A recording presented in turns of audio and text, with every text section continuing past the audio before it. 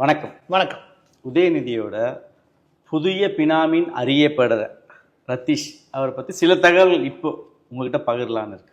அதுக்கு முன்னாடி நாங்கள் சில தகவல் உங்களுக்கு பகிர்றோம். அப்படியே உங்களுக்கு மட்டும் கிடையாது, இதை பார்க்கக்கூடிய வீடியோ பார்க்கக்கூடிய எல்லா பேருக்கும் ரத்தீஷுடைய சில விவரம் சொல்லிருக்கீங்க. அதாவது உதயநிதி அவருடைய புதிய பினாமின் அறியப்படக்கூடிய ரத்தீஷ். இந்த ரத்தீஷ் தப்பி துபாய் ஓடி இருக்காரு. இவருடைய ஃபைனான்சியல் ஃப்ராட் இருக்குல்ல, அவர் எந்தெந்த நிறுவனங்களை இன்வெஸ்ட்மெண்ட் பண்ணியிருக்காரு, அவர் எங்கெங்கே சொத்து வாங்கியிருக்காரு, அவர் எவ்வளோ சொத்து சேர்த்திருக்காரு, இந்த விஷயங்களை நாங்கள் ஒன்று ஒன்றா வெளியிடுறோம். உங்களுக்கு பிரமிப்பாக இருக்கும். உதயநிதியுடைய ஒரு புரோக்கர் வழங்கக்கூடிய ஒருத்தருக்கு இவ்வளோ சொத்தானு. அப்போ உதயநிதிக்கு இவர் வாழக்கூடிய வாழ்க்கையை மணி தெரிஞ்சுட்டு வச்சுக்கோங்க, உதயநிதி என்ன வாழ்க்கை வாழ்றான்னு புரிஞ்சுக்க முடியும். எனவே முதலாவது ஃபைனான்சியல் ஃப்ராடை நாங்கள் பார்க்குறோம். இன்னொரு பக்கத்து அவங்களுடைய சினிமா வட்டத்தில் என்ன மாதிரியான வேலைகள் நடக்குது, சினிமா வட்டத்தில் என்ன மாதிரி ஃப்ராட் வேலை பார்த்துருக்காங்க, எப்படி கண்ட்ரோல் பண்ணுறாங்கன்றத, இந்த மாஃபியா கும்பல் எப்படி கண்ட்ரோல் பண்ணுறத இவங்க குணா தரப்பில் பார்க்குறாங்க. இவர் இன்னும் சில அடிப்பொடிகள் இருக்காங்க. மிக முக்கியமாக ஒரு தெரிவிக்கான் பேர் விக்ரம் ஜூஜு. அந்த விக்ரம் ஜூஜுன்றவனை பிடிச்சோன்னு வச்சுக்கோங்க, யார் யார் மாட்டுவானா சொல்றேன். யார் யார் மாட்டுவானா, நயன்தாரா புருஷன், அதுக்கப்புறம் இப்ப மாட்டினா ஆகாஷ் பாஸ்கர், அவன், அதுக்கப்புறம் ரத்தீஷ். இந்த 3 பேருக்கும் மையமா இருந்து வேலை பார்த்தது, எல்லா வகையிலும் மையமா இருந்து வேலை பார்த்தது. அதாவது எல்லா நடிகருக்கும் ஃபோன் பண்ணி வர வைக்கிறது, அதுக்கப்புறம் எங்கெங்க மீட்டிங் நடத்துறது, இவனுக்கு தனியா பராசக்தி படம் இருக்காது, அதுல ஆரம்பிச்சு எல்லா படங்கள்லையும் இவனுக்கு தனியா ஒரு கேரவனை போட்டு சொகுசா உட்காந்துருக்காங்க. இவன் வேலையை என்னன்னா எல்லா பேரையும் லிங்க் பண்ணி விடுறதா வேலை. யாரு? விக்ரம் ஜூஜு. இவனு தப்பி துபாய் ஓடி இருக்கான். அமலாக்கத்துறைக்கு கூடுதல் தகவல். இப்ப நான் ஒரு வீடியோ ஒன்று காட்டுறேன், மக்கள் பாத்துருங்க. அது வேற ஒன்றும் கிடையாது. இந்த ரத்தீஷ் இருக்கால, அவன் டிவிஎஸ் அவனின்னு சென்னையில் இருக்கக்கூடிய ஈஞ்சம்பாக்கம் பகுதியில் அக்கறைன்னு ஒரு பகுதி இருக்குது.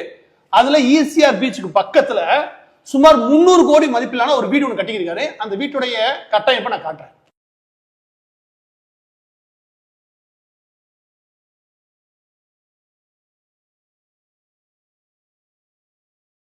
வீடியோ இப்போ பார்த்தேன், நானும் பார்த்தேன்.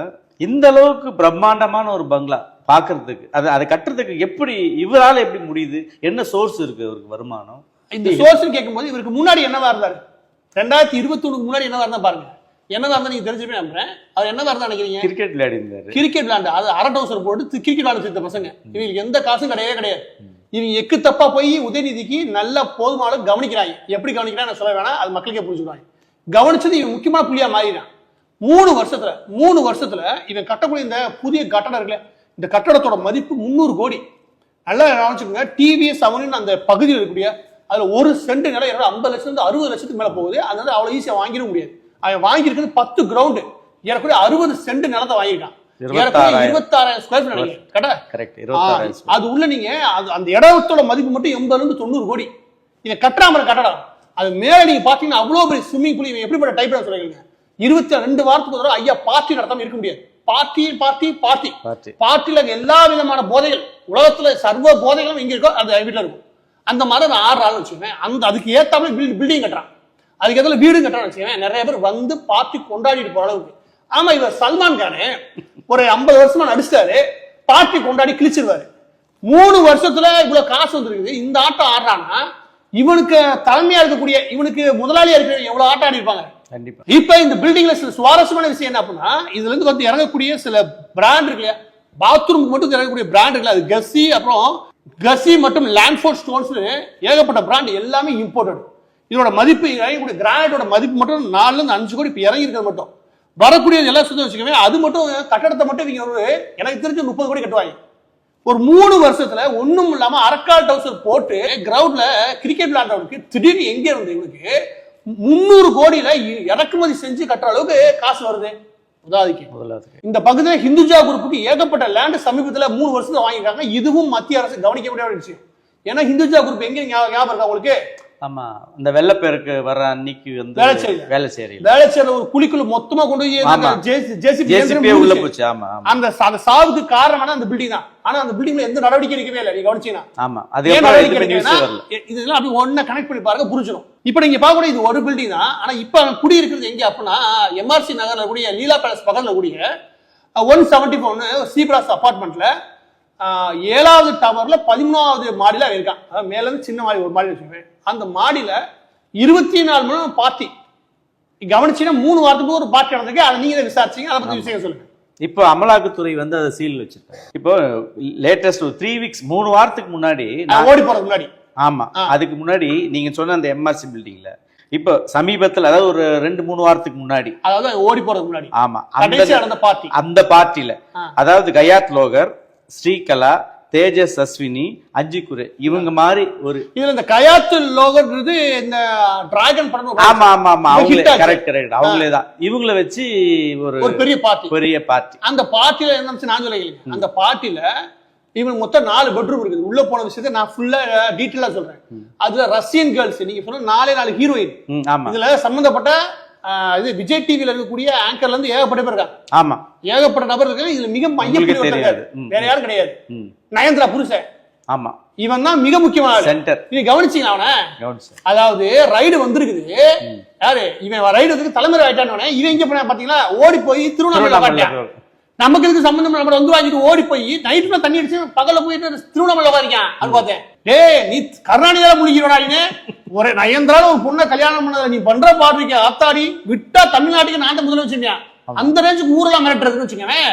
இவன் ஓடி போய் திருவண்ணாமலை உட்காண்டான். எல்லா பேரும் காணும், எல்லாரும் ஓடி ஒளிஞ்சிட்டான்னு வச்சுக்கவே. இப்ப ஒவ்வொரு பார்ட்டிக்கும் இவங்க யாரை கூப்பிடுறாங்கன்னா அப்ப பிரபலமா இருக்கக்கூடிய கண்டப்படக்கூடிய ஹீரோயின் அவங்க கூப்பிடணும். இதுக்கு சப்ளை பண்றதுக்கு, ட்ரக்ஸ் சப்ளை பண்றதுக்கு வெளிநாடுகள் இருந்து பொண்ணு வராங்க. அப்ப மட்டும் வந்துட்டு 2 நாளை கிளம்பி போயிருங்க. இவங்களுக்கு சப்ளை வந்து தேவையான கவனிக்கிறதுக்கு மட்டுமே.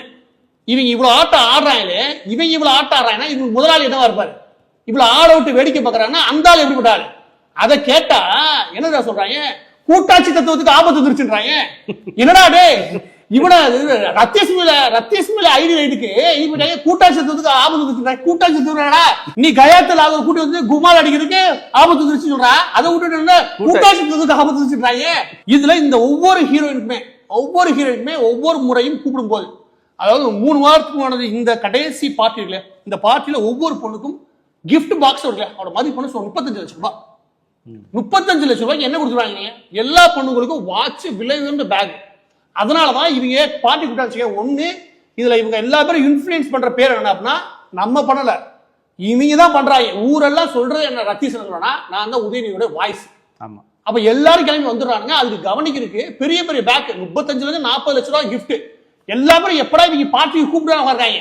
யாரும் கட்டாயப்படுத்தல வர சொல்லவீங்க, அதுல உறுதியா சொல்றேன். எல்லா பொண்ணும் நாக்க தூக்க போட்டு அலையுது. இந்த லட்சத்துல பிலிம் இண்டஸ்ட்ரி இருக்குது. இவங்க ஊருக்கு உபதேசம். இந்த பொண்ணை கொண்டாடாத செய்ய, கயாத்துல கொண்டாடாத செய்ய சமூகத்தை உருப்படுமா?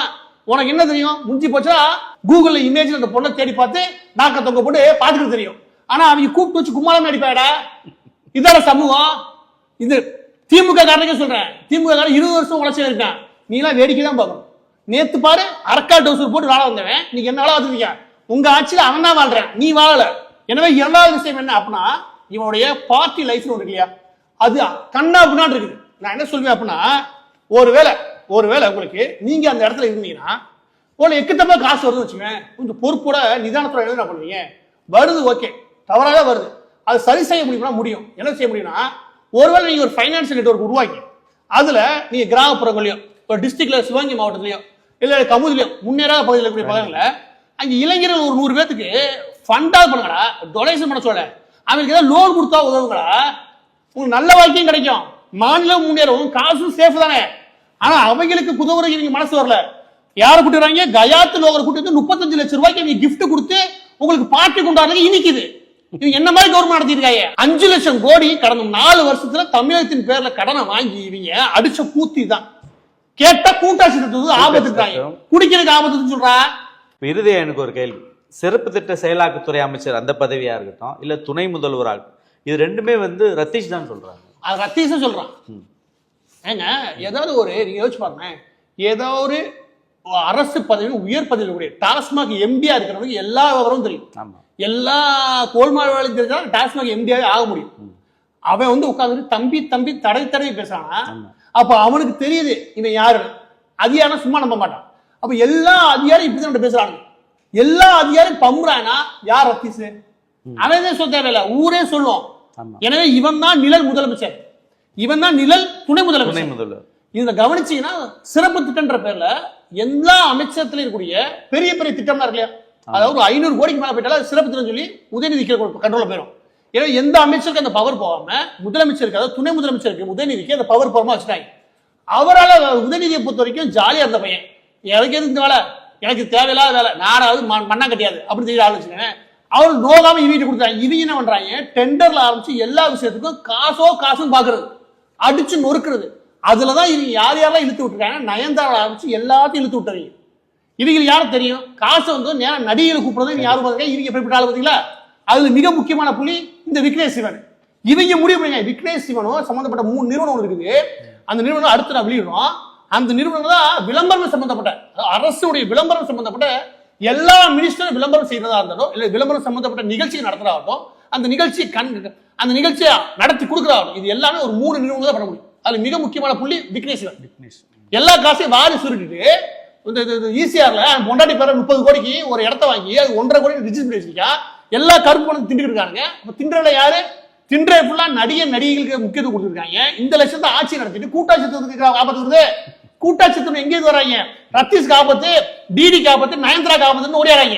எனவே பதிவோட இறுதியாக இதுல ரத்தீஷோடைய வீடு, அவர் சம்பந்தப்பட்ட வாழ்க்கையை பத்தி விஷயம் தெரிஞ்சிருக்கும், அவர் நடக்கக்கூடிய பார்ட்டி லைஃப் பத்தி விஷயம் தெரிஞ்சிருக்கும்.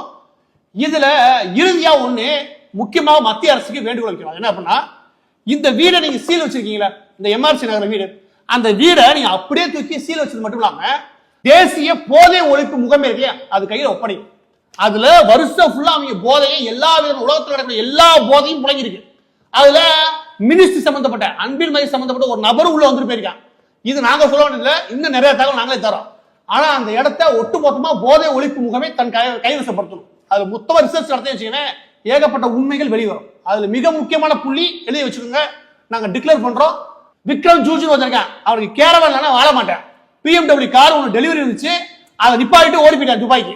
அவனை பிடிங்க, ஊரு எல்லா காலையும் தெரியும் எந்தெந்த நடிகை எங்கெங்க கஞ்சா அடிக்க போச்சு, அவனை பிடிங்க.